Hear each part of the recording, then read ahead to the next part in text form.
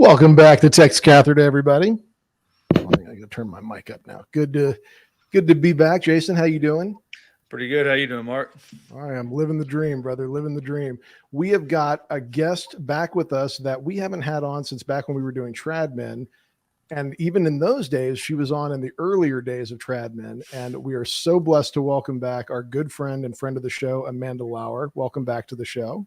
Thank you for having me. Appreciate it. Absolutely. And for those of you who have not seen that episode, definitely go back and check it out. But just a quick introduction.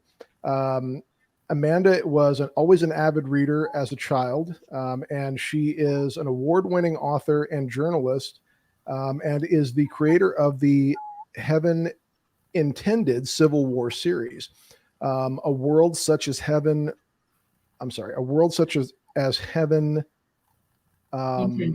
intended won the 2016 Kala Award, and A Freedom Such as Heaven Intended earned the 2022 Catholic Media Book Awards, first place Catholic novel inspirational.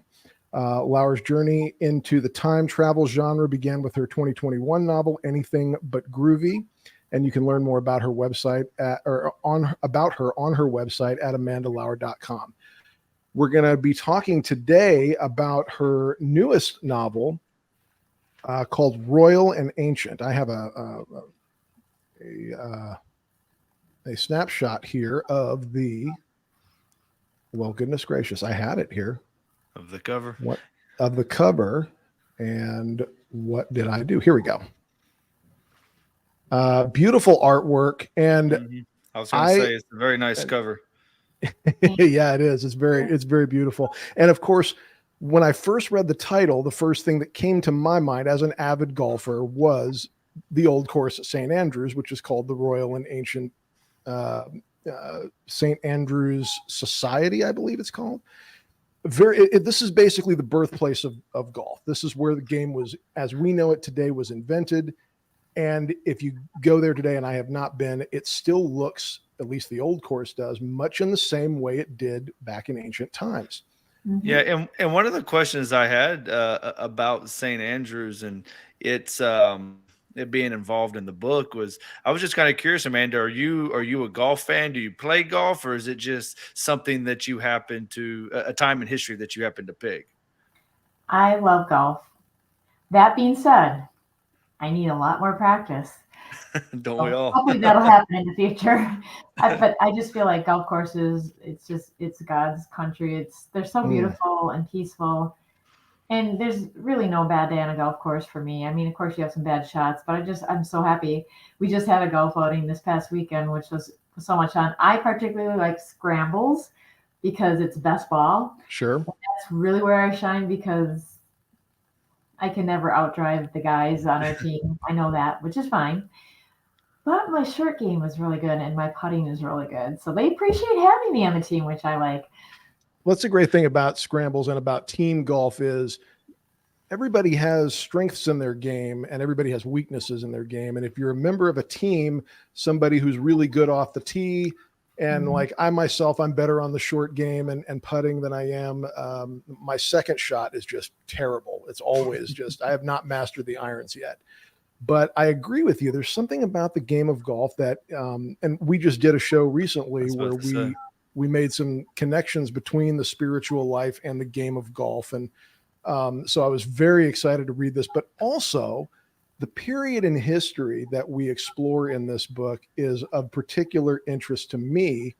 Growing up Irish Catholic and having family that comes from the north of Ireland, we are very familiar with the history of 1690, William of Orange, the so-called Glorious Revolution in England. So that was a particular interest to me. And I'll try not to do any spoilers here. Okay. But nonetheless, to give a brief gist of this, feel free to interrupt me anywhere where I got this wrong, because I did kind of read in a hurry here. Okay. A young girl works at St. Andrews and finds herself in, this is a time travel, style story, and finds herself in the lowlands of Scotland in 1691. Okay, well, I'll stop you right there. Okay. She's working at St. Andrews in the United States.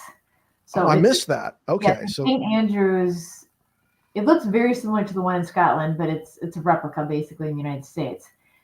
And so if you want me to kind of give the quick summary. Sure.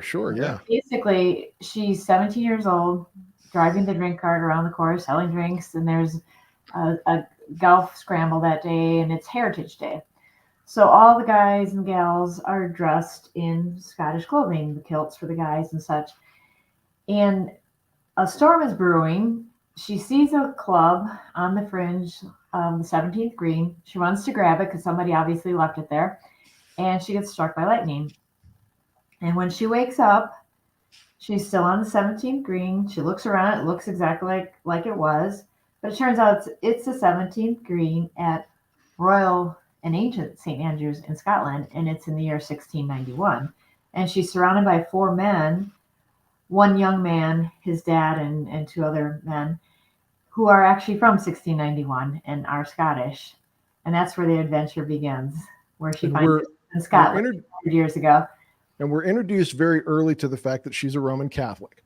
Yes. And if you know anything about the history of the so-called Glorious Revolution, sometimes called the Bloodless Revolution, although the Irish have a particular qualm with that name, you know that being a devout Catholic and finding yourself in Scotland in 1691 is, shall we say, a precarious situation. Exactly. Talk to us a little bit about that history and how you came to what it was that inspired you to explore this period in history. Well, I'll start in general with myself. So you said you were Irish Catholic, basically, Mm-hmm. right? Like right. me. So my dad is Irish Catholic, and his parents are from Ireland. My godfather still has a home in Ireland, so we've been there. So I knew what half of me was. I never knew what the other half of me was because my mom had never met her birth father. She never knew him, and he's been gone a long time. But how I always had an affinity for everything Scottish. And I didn't know why. I thought, oh, yeah, I like Irish things. Why not Scottish, right? Well, through Ancestry.com, just in the last couple of years, we found out who my mom's birth father was, and he's Scottish and English. Okay. And so that just completed the puzzle for me. So the interesting thing with this book in general is I started writing this book 9 or 10 years ago. And for some reason, it just kept getting pushed to the back burner. Of course, at that time, I didn't realize my own heritage. But I always knew I wanted to I love golf, and I thought it'd be so fun to incorporate it into a book. And I love the fact that, they have so much information about the oldest golf course in the world. So I want to incorporate that into the story. When I first started writing, I didn't know exactly. I knew it was going to be a couple hundred years ago in time. And so I started studying the history of Scotland to see if there was any significant events that I could tie into the story. Mm. And that's when I ran across an event called the Glencoe Massacre. And I did incorporate it into the story, but just to give a little bit about this. So in the late 1600s in Scotland, Catholicism was banned. And they wanted all the clans to sign an oath to the King of England that they would basically have their allegiance to the Church of England. And most of them did, but not everybody did. And one of the clans that hadn't was the MacDonald clan. And they're not 100% sure why they hadn't signed this oath, if they were on their way to do it and got waylaid or something. And so someone turned them in, and they basically, many of the leaders of the MacDonald clan were slain in the Glencoe Massacre, which was in February of 1692. And so that's where this whole story, how she gets involved. So our protagonist is Bronwyn, and the young man she meets is Ian. His father, Gregor MacDonald, is the head of the MacDonald clan. Basically, they describe him almost as the king of Scotland, if there would have been such a thing at the time. He was that high up in the rank. And so the Glencoe Massacre figures in later into the book. So a lot of the beginning of the book is centered on the fact that you have this poor young girl coming from the United States being thrown back 300 years in time. Obviously, technology, everything is different. She meets this young man, and he's very interesting to her. She definitely develops a crush on him, per se. It is a clean, sweet romance, so you got to have that. But she doesn't know his background. I don't want to give a whole lot about the story, but basically, people who were Catholic, they either pretended, well, they either did the oath to the King of England or to the Church of England, or they did the oath not really meaning it, like they did it for show but didn't really mean it. Or some Right. people didn't do the oath, and some people were still practicing Catholicism underground. That's basically what the McDonald family was doing. They had a priest on their land. He looked like a handyman or something. He was dressed that way, but he would do mass in a safe room, basically in their manor. And so, just kind of an interesting thing with the story is you have a girl who's gone to Catholic schools, went through grade school Catholic schools. She's being raised by a single father. She doesn't have any siblings. Her dad was in the Air Force, so they relocated every 1 to 2 years. So she's not really set down roots. And then she falls back in time to this beautiful big family, the McDonald family, and she not only just like falls in love with Ian McDonald, but also his whole family. She just loves the dynamics, how much interaction they have with each other, how they eat together every night, and how close they are. And she learns to love the Catholic faith. It wasn't that she didn't care for it before or whatever, but she was just kind of nominally Catholic. These people were so devoted to the faith that they were willing to die. They were willing to become martyrs for the faith. That's how important it was. And I think when she realizes how important it is to that family, she really looks into it closer and discovers what a beautiful faith it is, and it is worth dying for. And so, yeah, so the story isn't necessarily all gloom and doom. Obviously that the massacre happens towards the end of the book, but there's a lot of fun interactions. You have a gentleman, a young man from the 1600s, and obviously they have different attitudes about relationships. And you have this young girl from modern day America. So she kind of teaches him some things, which would be more like soft skills, like how guys treat women differently in this day and age than they did. And she learns a lot from him, not only about the faith, but from his mother as well, because since she was there, his mother took her under her wing and taught her the skills that young Scottish girls needed to know in the day, which was how to run a household, how to run a manor. And there were so many things that she needed to learn. And she was just like fascinated how much women could do that women in this day and age couldn't even imagine, whether it's like, preparing food literally from scratch, whether it's slaughtering and preserving food and coordinating large banquets, especially with being the clan leader. So she learned a lot, and it wasn't just like the book learning. She had that, but she also did learn a lot about the history of Scotland too, because the young man she meets, Ian, she comes to discover that his education has basically been in a monastery or a seminary. What the wealthy families did in Scotland is when Catholicism was banned, they sent their sons to the continent to go to school in monasteries and seminaries, usually like Spain or France or places where the Catholic Church was still allowed. So that's where he got his education. So that's where kind of a conflict comes in with them as well, because she doesn't know if he intends to actually follow through and become a priest or a monk, or if he's going to follow in his father's footsteps and become the clan leader. So, yeah. And just to sort of put this in some context for those of you who don't know this history, 1690. Since Henry VIII apostated and became a Protestant, the throne of England had kind of gone back and forth between Catholic and Protestant, Catholic and Protestant, Catholic and Protestant. And these resulted in a lot of societal upheaval in Britain at the time.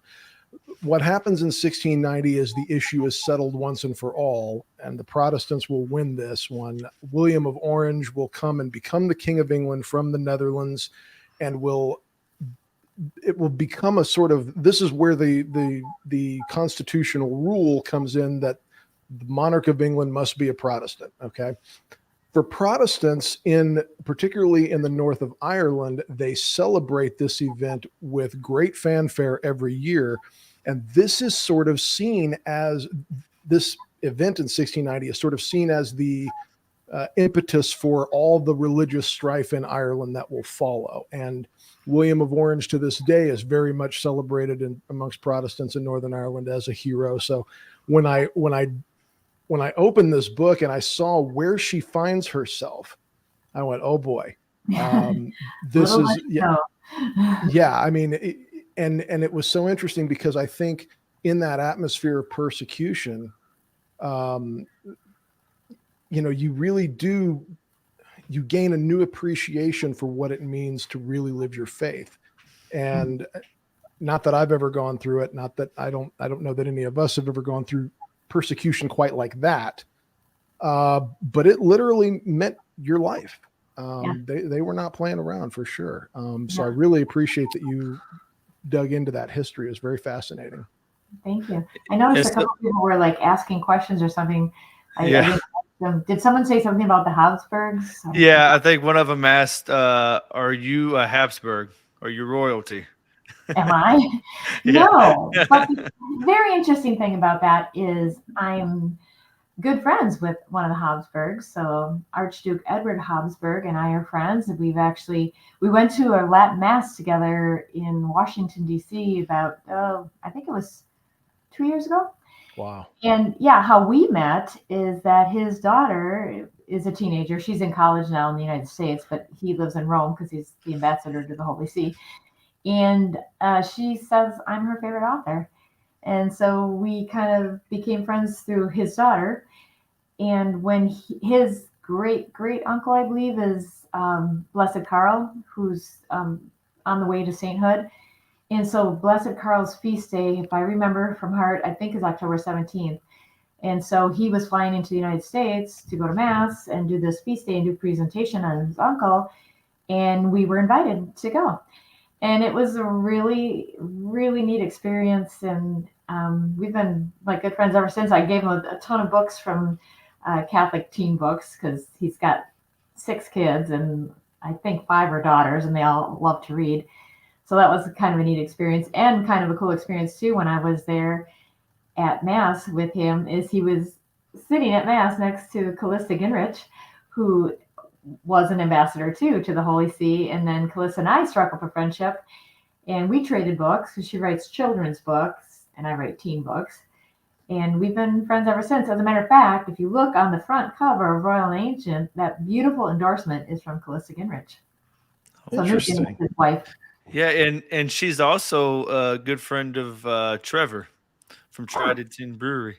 That's because I believe you met him the there. first time I met Trevor was at that event. Yeah. Because he was handing out beer. Yep. I don't drink beer. My husband got one.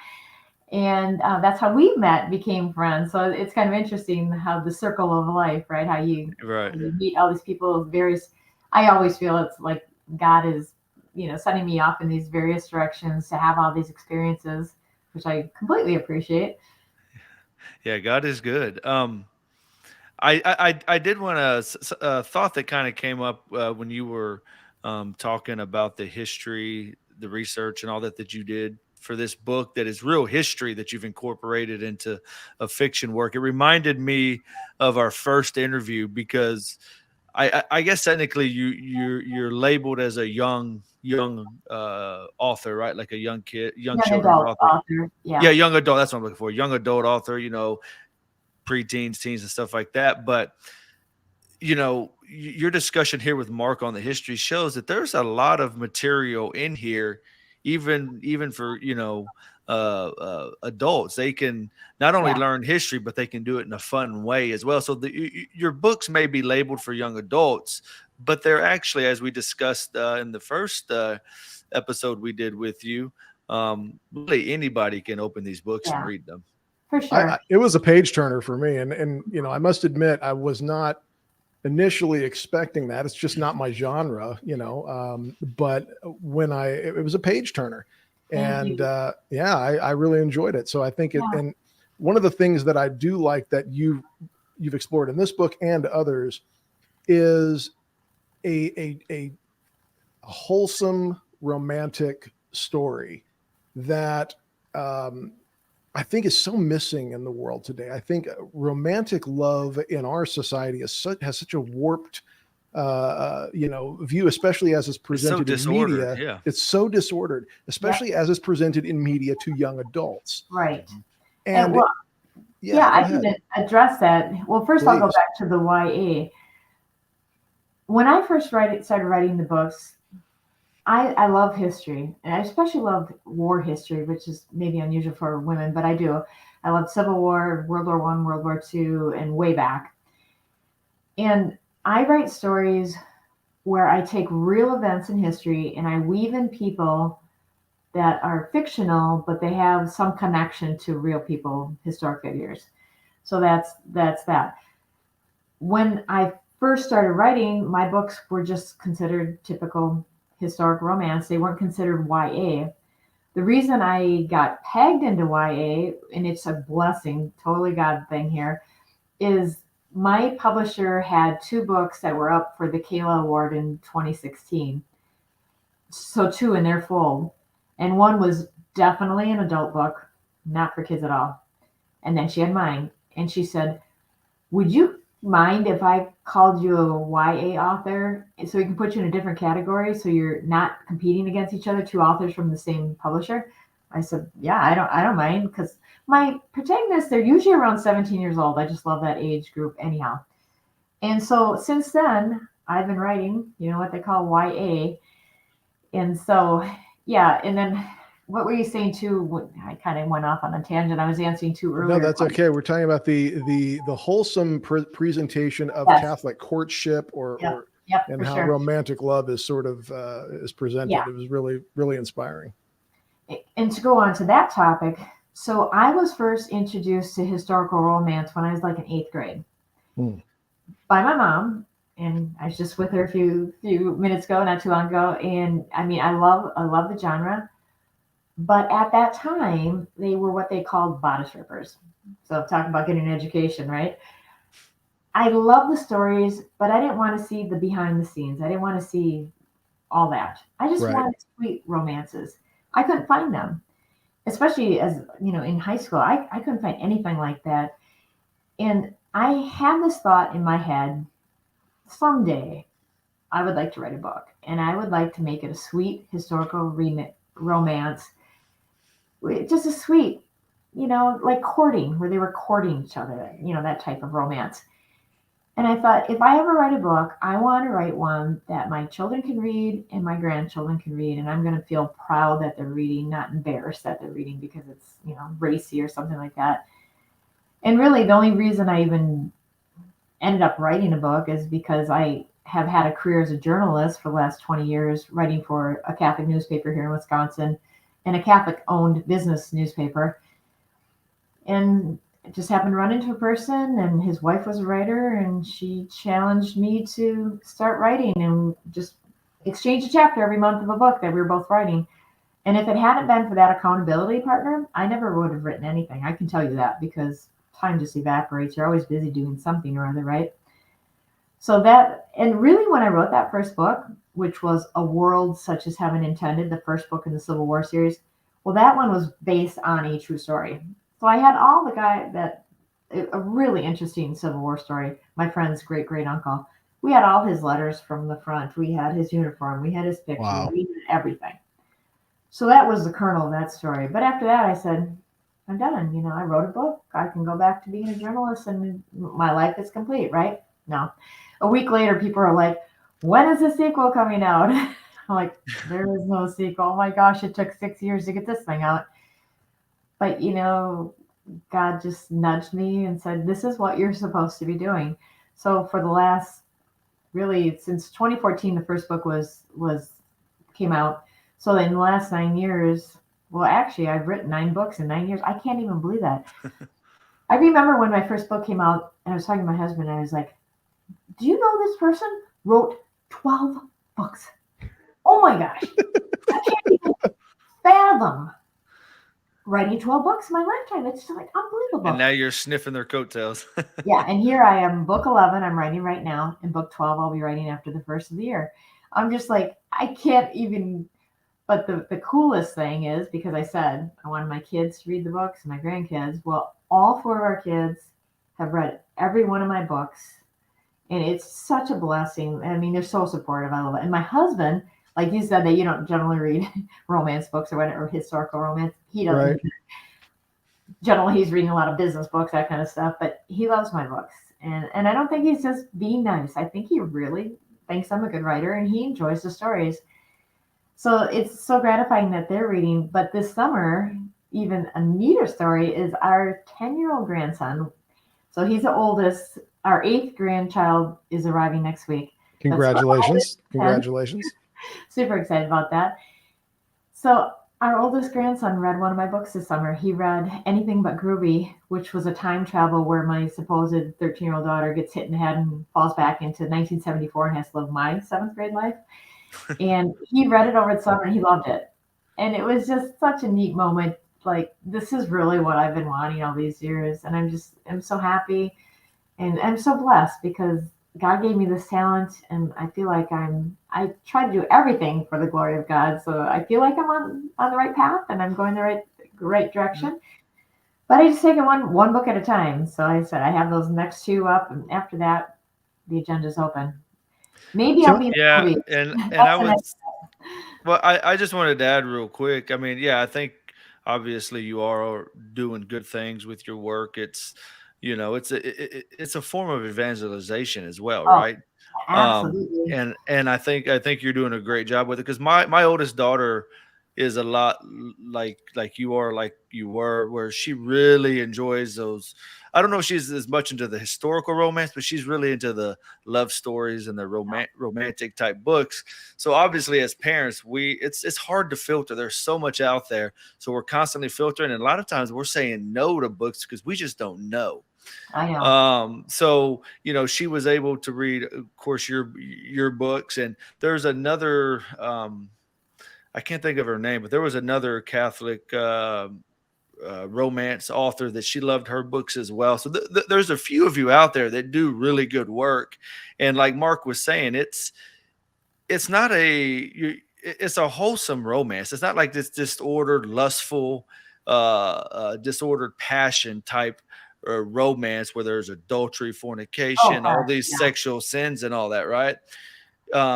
It's like you mentioned, like you just want to show, hey, look, there's a budding romance, but you're not trying to go into details with all that because it's really not important to the story itself, right? And I think that you provide a great avenue for young girls such as my daughter and as you were when you were that age to fulfill this desire to read about romance and romantic stories without polluting their minds, because romance in its proper context and love in its proper context are beautiful things that God has given us.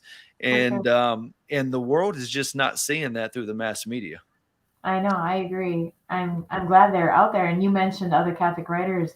Well, I'm in the Catholic Writers Guild, and I have a lot of friends who write in all different genres, but a lot of them write these sweet romances.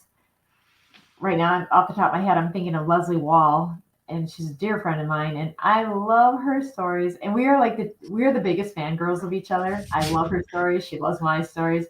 They're just so sweet, and I'm like, oh, to be in high school and have those sweet romances, I just love them. They're just so fun. Hers are modern day, so they're different, but they're just sweet. And yeah, there's a lot of writers. I have a bookshelf behind me filled with a lot of Catholic, authors. We all become friends. We trade books with each other. We support each other. And it's kind of interesting because a lot of times when people think of Catholic fiction, they go all the way back like 100 years or something. Yeah, I know there were obviously some classic writers back then, but I don't think they realize that modern day writers, there's a lot of talented people out there with a lot of really neat stories to tell. So hopefully we get the word out to check out. If you go to the Catholic Writers Guild, there's a lot of authors on there, and like I said, all different genres. One of the things that I liked about the way this story approached this topic was, courtship is very much a discernment of a vocation, right? And exactly. And in this situation, we have a young man who is discerning his vocation either to the priesthood or to the married life. And I think that's important because young people, I don't feel are encouraged to discern enough about what it is that they want, not only what it is they want to do with their life, but what is it that God has in store for you? What is the plan that God has for you? Mm-hmm. So when we approach it from this way, we're not limiting young people to make life-altering decisions at such young ages. It's very much an exploration of purpose, which I really enjoyed. And the cultures out there that still do formal courtship, I read a staggering statistic, and these are all mostly religious cultures, observant Catholics, like Orthodox Jews or what have you. Their divorce rates are like less than 4%. Wow. That's incredible. Yeah, that's right there is testimony that they're onto something, right? Indeed. Can I ask a question about how you craft a story? Because I'm always interested, and everybody does this a little bit different. Do you know how the story is going to end before you start writing, or is this very much the plot develops for you as you're writing it, and you don't necessarily know how the story is going to end when you start the book? Well, what I know is there's going to be a young man and a young woman. They're going to be late teens. I know that's how it's going to start. There's going to be a lot of conflict in the middle, and they're going to be happy in the end. That's all I know when I start. People say you're either a pantser or a plotter. I'm not a plotter at all. When I start a book, I literally start the very first sentence. I might have 6 sentences in a notebook or something of general ideas. This is the year it's going to be. This is the state or the country it's going to be set in. That's about it. I have a very unusual way of doing this, and I rely heavily on the Holy Spirit and my guardian angel. So what I do is every day I want to write at least one chapter when I'm working on a manuscript. The night before when I go to bed, as I'm going to sleep, I have the certain prayers that I go through. I do the Acts prayer, if you know what that is. And after I get done with that, then I pray to the Holy Spirit and to my guardian angel, and I say, I need to know what's going to happen tomorrow in this chapter because I don't know. And work on this overnight while I sleep and just let me know in the morning what's going to happen. What inevitably happens is I either wake up in the morning, well, sometimes in the night, or I wake up in the morning and something pops into my head, or else when I'm in the shower. I seem to get lots of ideas in the shower. That's where I got titles to books. I got all sorts of things. It works like a charm, and I can't even explain it. It's the craziest thing. People who plot their books out probably are like, oh my gosh, that's crazy. I would never do that. But it works for me. And that way, I really feel like I'm on the right path that God wants me to go, because literally I'm getting the word of God through the Holy Spirit, through my guardian angel. It just works so well. And it's the craziest things that they put in my head that I would never. As a matter of fact, I said I just started writing a book. So this would be book number 11. I just started last week, and it's the 6th book in my Civil War series. And I was just literally writing the first chapter, and the ideas just started coming into my head, that the heritage of the young lady who's going to be the star of this book, what her dad was like, where her parents immigrated from, how her dad was killed, and how she all that stuff just like came to me like that. And I'm just like astounded. It works for me. It might not work for everybody, but I recommend it. Well, the characters are so well developed, and that's one of the things that surprises me about your method is, I mean, there's clearly some sort of inspiration outside of you that's doing this, because I don't know that, I mean, and granted, I'm not much of a writer. I've always kind of wanted to be, but I have trouble crafting a story. And so I'm really interested in that. One of the things that I think always makes a great story is good characters. And your characters are very well fleshed out, so to speak. You get a sense that they're real people. They have things that you like about them, and then there are flaws. Yes. And you know, Everybody has flaws. yeah. And I really appreciate you exploring that. Yeah. And it seems like you also do a good job of showing, like Mark's talking about, the formation and development of your characters. You show how their Catholic faith transformed them many times in positive cases, and in the ones that I've seen. Yeah. Yeah.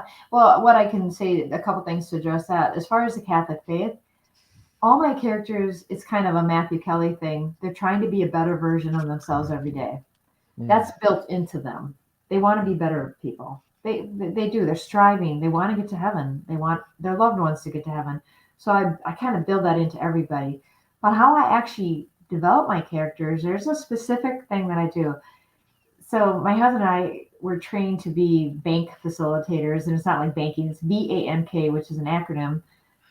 They're the 4 personality types. You know how people have all those different otters and whatever the things. This one is so simple. B is blueprint, A is action, N is nurture, and K is knowledge. So everybody has the one that's the strongest for them. So what I do with all my main characters is I do an assessment, a bank assessment, to know what their main character type is like. So I don't want my female protagonist and the male protagonist to be exactly the same. That'd be boring. You have to have that conflict. It makes for great conversations, these back and forth conversations that they have that people seem to enjoy. So I usually try to make them somewhat opposite. So if a person is a B, a blueprint, everything is black and white. They usually go into professions like, accounting and things like that. And then action people are A. They make super quick decisions. They love to be in the limelight. They talk fast. They think fast. They love flashy things. And then you have the N, which is the nurture, and they just want us to all hold hands and sing Kumbaya. And then you got the K, which is the knowledge people. And those are the people that make our modern world go round, right? So the interesting thing is and everybody has some of the BANK, but they're in different order, whatever your strongest is to your weakest. But even back 100, 200, 300 years ago, even if they don't have the technology, everybody still had the personality traits. And so that's what makes it so fun to write these books, because sometimes when I'm just developing these characters, I'll change I'll change the code. They're BANK, and then they're BKNA, and then they're an AKN. I keep switching around till I figure out what actually feels best for me. And it really is fun when they're complete opposites. Like my 5th book in my Civil War series comes out November 17th, and it's called A Faith Such as Heaven Intended. The guy is a complete K. Like he and like Spock would be best friends, right? But back in the day, so at age 14, he was in medical school already. Okay. This was back in South Carolina during the Civil War, before the Civil War broke up. And she is like an action person. So they actually end up meeting in Gettysburg. He's a Southern surgeon. He's all of like 18 years old. He's a surgeon, right? And she's, 16 or 17 years old. And she's the action person. So when her brothers ship off to the war, and the only boy in her entire class, they went to a one-room schoolhouse, she decides she's going to ship off to the war, and she pretends to be a drummer boy and follows them on the train to Gettysburg, which is probably the last place you want to be in July of 1860. Indeed, yeah. Especially if you're a Confederate soldier. Oh my gosh. And so she ends up becoming a litter bearer basically during the war during that battle, because all the drummer boys were actually sent out into the field to bring the bodies back to surgery or to the morgue. And so she ends up doing that, meets this guy, but their personalities clash continually because he's so methodical thinking, and he thinks she's completely nuts. Like, why are you here, right? And she thinks it's perfectly logical. Because I want to. I'm here. This is where the action is, right? So That's what makes it so fun. So I love using that bank system because it's just a really quick, easy way to categorize people. And again, it makes conflict. And it's boring if two people are exactly the same. Like Sure. in books, at least. In real life, I'm sure it's fine. Even though No, I think there's that we need that complementarity of personalities. I think, goodness gracious, I know my wife and I are we've talked about this. We've said, in many ways, we do complement my strengths and her weaknesses and vice versa. But the one thing that makes this work is we both share the same core values. Oh, absolutely. Oh, I agree. And, yeah. Yeah, I was going to say that about my husband and I too, because he's the blueprint, thinks very mechanically, researches everything to death, like, oh my gosh. We bought e-bikes this spring, and I thought he was never going to stop watching YouTube videos on e-bikes, but we do have them in our garage now, so it's good. You want to talk about a blueprinter? My wife. So today I had my annual physical. My wife sends me to the doctor with a list of things. She's like, "Okay, here are all the things I want you to talk about with your doctor. Don't forget this. Don't forget this. Don't forget this." She booked the appointment for me. If you would have told me, if you would have told me you were going there, I'd have given you a list too.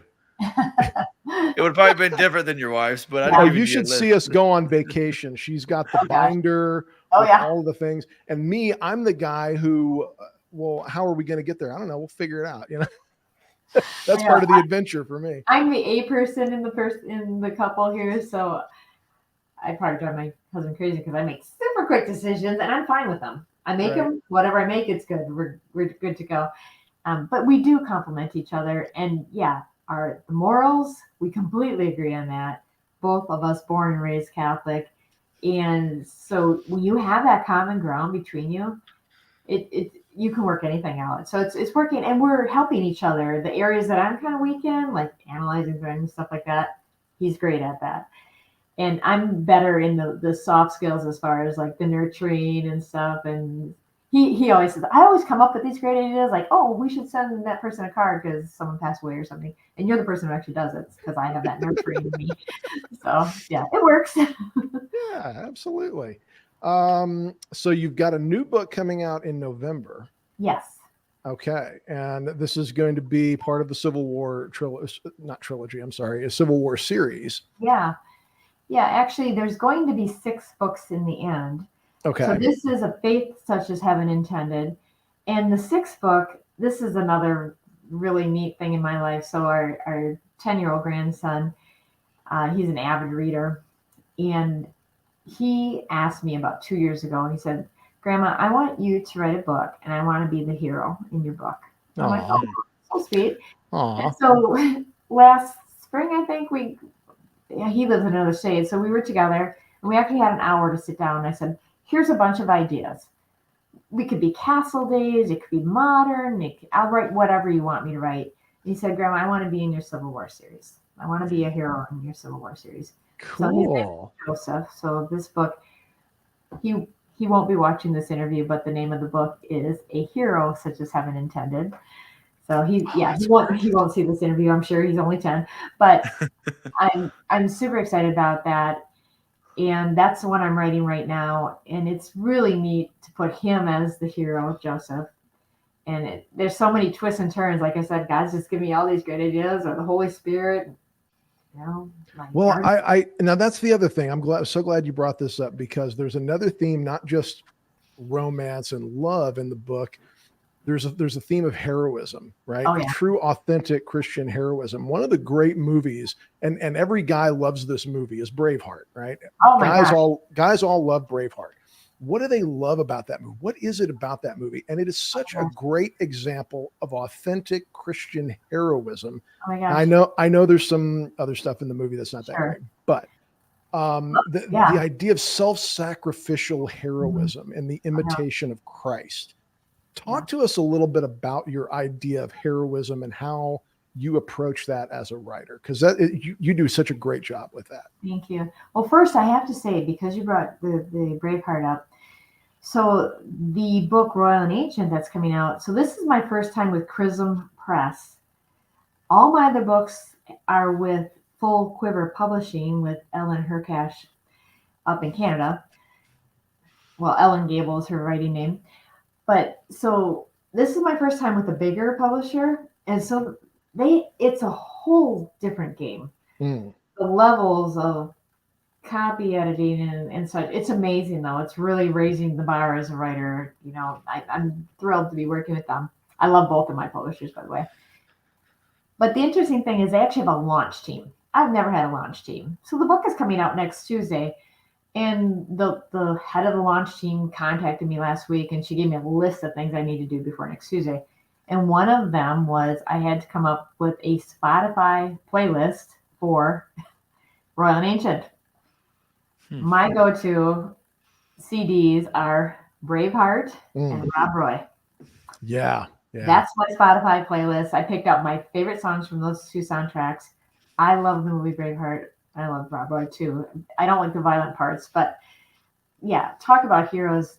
There's just something, I don't even know how to really say it, like endearing or I look at my husband. A lot of the men in my books are kind of like modeled after my husband because he's my hero. I think he's amazing. Aw. Yeah. And even when there's, spiders and things, he comes to my rescue. He saves my life, We don't live in Texas, so we don't have like snakes or anything, but we have enough things like that. But it's just so neat to write about people who are heroic, who put other people's lives ahead of their own and really think of the bigger picture in life, not just the small things, but look at the bigger picture. Even the people who have been martyred for our faith, I'm sure they didn't want to have to go through that, but when they saw the bigger picture that they could save lives or they could keep the church going, I just love the whole concept. And I'm a sucker for a really wonderful hero in a book. So it's so much fun to write about them. And again, everybody has their quirks. Everybody has their not so great traits, but these wonderful traits like heroism, those are the overreaching ones that actually that's the real person. And they're trying to become better people, which I love just doing the character arcs where people aren't just straight the same person the whole thing. Even the bad people, like when, let's say my next book, The Hero Such as Heaven Intended, well, the heroine in that book actually was the bad girl from the first book. So interesting. Okay. So if you read that, it's Teresa was the one. Well, I won't give it. She basically killed. Well, she did kill somebody. So she definitely had some issues. But she is going to have a major character arc where she's going to see that life isn't all about being a debutante and being the Southern Belle and being all the things that she thought she wanted to be. There was more to life than that. So I like writing about heroines as well. So. And I love that she has that character arc because that's so true to life. People are not all bad or all good. They're complicated. Absolutely. Oh, for sure. And that's, when I write there's always a bad guy. Every book has a bad guy, right? Sure. But there's a reason they are who they are. And I try to delve into that because no one is born evil or bad, I don't think. I think babies are innocent and beautiful. It's the things in life that happen to them that shape them to become the people they are. And I think it's really interesting because even the bad guys in some of the books, you see they have a soft side to them. They have something that they love their mamas or they've always been sweet on some girl or something or other. They have that soft spot. And it's their decisions that determine how the course of their life, what's going to happen. And it's not always good.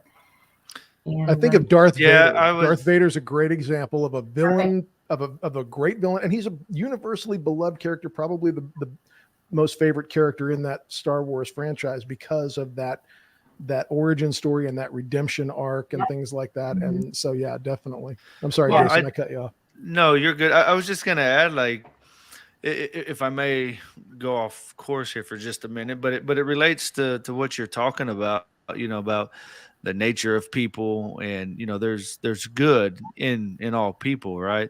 Mm-hmm. I know I've been involved with the Colby prison ministry several times where we will actually go into the prison in about 60, I can't remember if it's 60 or 80 inmates will be part of this 3-day retreat. And it's, if you're familiar with an Acts retreat, it's very similar to that.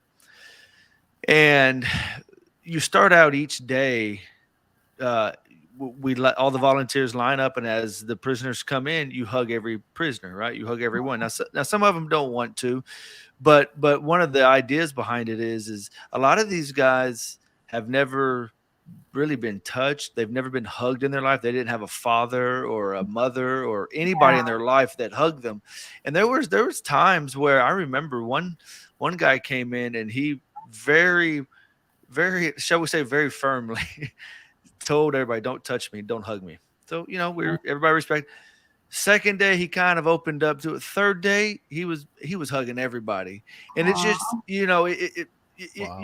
what you were talking about reminded me of that. Is that, yeah, people aren't just the way they are because that's how they were born. They're a lot of it has to do with the environmental factors around them, and to a lot of these guys, just take something as simple as a hug is very intimidating to them.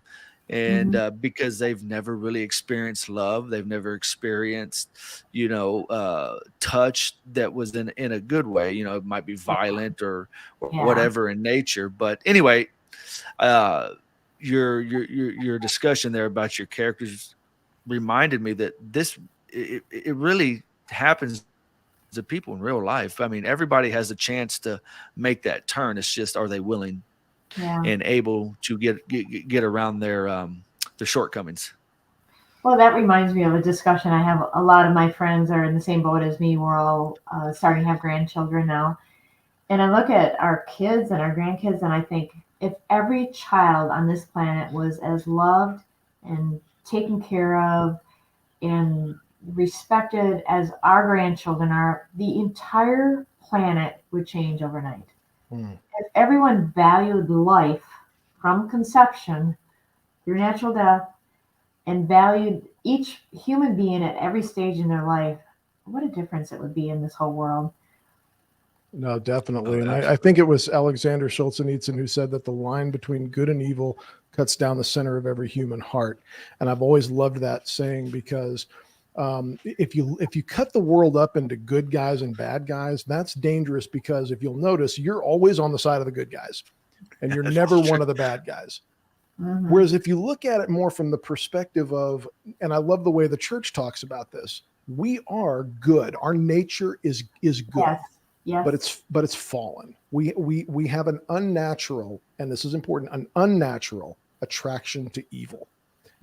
And when you look at it like that, you can look at, I think it does cause more introspection about, because it's okay to admit now, I have done bad things. I've committed sins. It doesn't make me an evil person. Right. It just makes me a fallen creature in need of redemption. And it's just a much healthier way, and I think a truer way to approach that.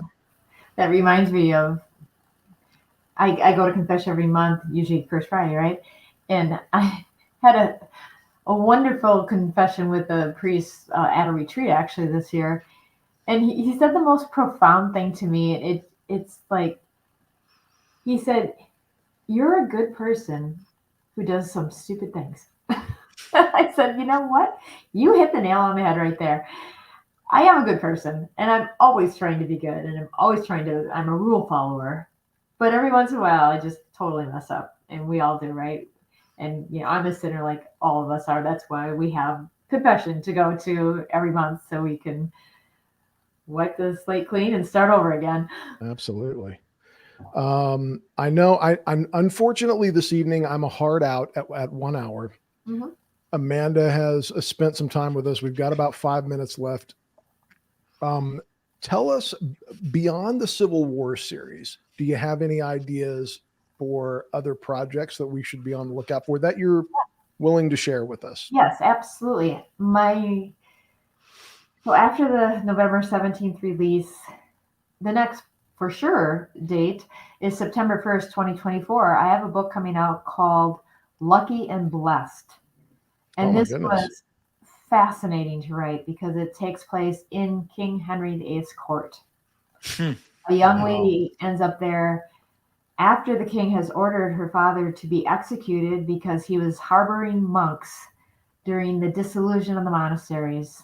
And he had quite a high title in the kingdom.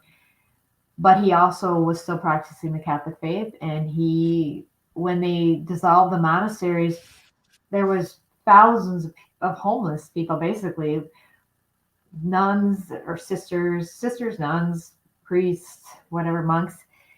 And they were the people that was kind of the infrastructure of England. They were the people that were educating children. They were taking care of people. They were running hospitals. It kind of eroded the whole fabric of the country. And this girl gets invited, basically, kind of a long story how this happens, but she ends up in his court. And the young man she meets was studying in the monastery, one of the monasteries that was destroyed.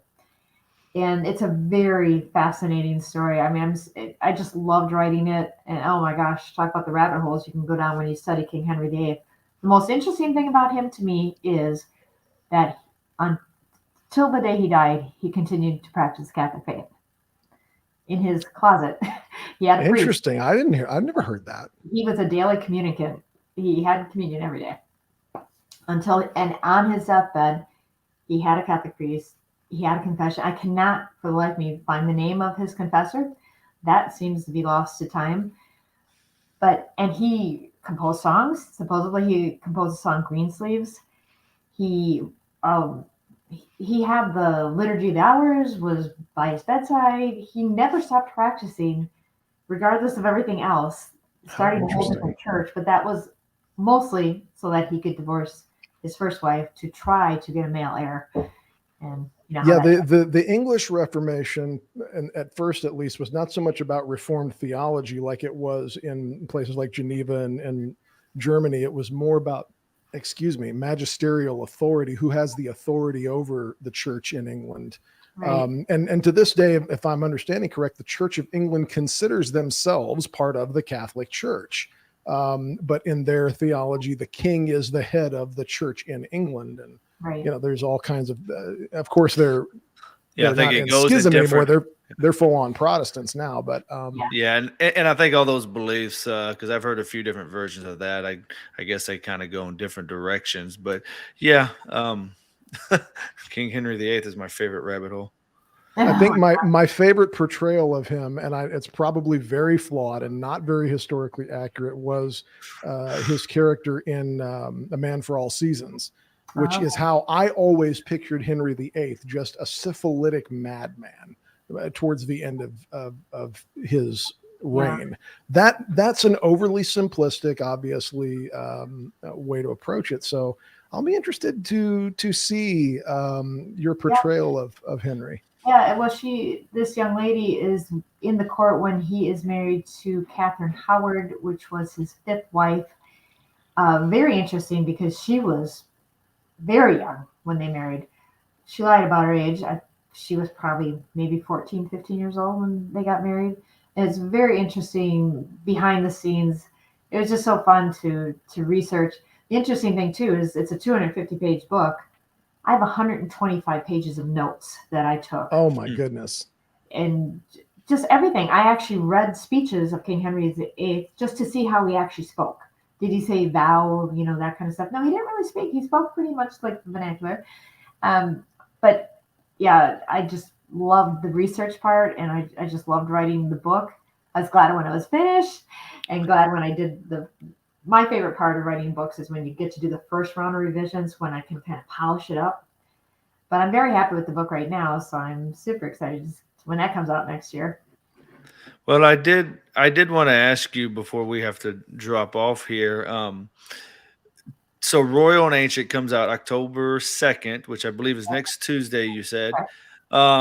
Where can people buy the book, and will they also be able to buy it on their electronic apps such as Kindle and stuff like that? Sure, yeah. The easiest way to get the book is to go to amandalauer.com because all my books are on there. You can also go to chrismpress.com because Chrism, they're the ones who publish it, or also Amazon. And it'll be available in Kindle, and it will be available in paperback. And so, yeah. Well, we forgot to pray at the beginning of the episode, Yes. but at least I forgot to pray. That was my fault, which is weird because she had just asked me, "Are you guys going to say a prayer at the beginning of the episode?" And I said, "Sure," and then I totally spaced on it. Okay. But we can pray at the end of our episode. So let's go ahead and say a quick prayer of thanksgiving to the Holy Ghost for this wonderful conversation and for our good friend Amanda Lauer coming and visiting us on our new show, Text Cathedra. And you're welcome back anytime. So maybe the definitely. third time she comes on, we'll have a third name. Hopefully no more rebrands. Hopefully no more. So go ahead and join along with us as we say a quick prayer of thanksgiving to the Holy Ghost. In nomine Patris et Filii et Spiritus Sancti. Amen. Veni Sancti Spiritus, replatur corda fidelium, et tui amoris in e signum accende. Imite spiritum tuum et creabuntur, et renovabis faciam terre. Oremus. Deus qui corda fidelium Sancti Spiritus illustratione docuisti, da nobis seniorum spiritu recta sapere, et de eos semper consolatione gadere per Christum Dominum nostrum. Amen. In nomine Patris et Filii et Spiritus Sancti. Amen. Amanda, thank you so much for coming on. This was great. I really enjoyed it. Thank you so much. Thank you, Amanda. Inviting me back.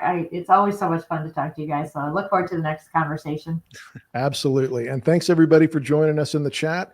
And hopefully next time we do a live episode, I will have a little bit more time. I apologize, and maybe we'll do it a little bit earlier so that we can stay a little bit longer. But thanks everybody. May Almighty God bless you. May Our Lady keep you. And remember, life is hard, but it's harder when you don't pray the rosary. Everybody have a great evening.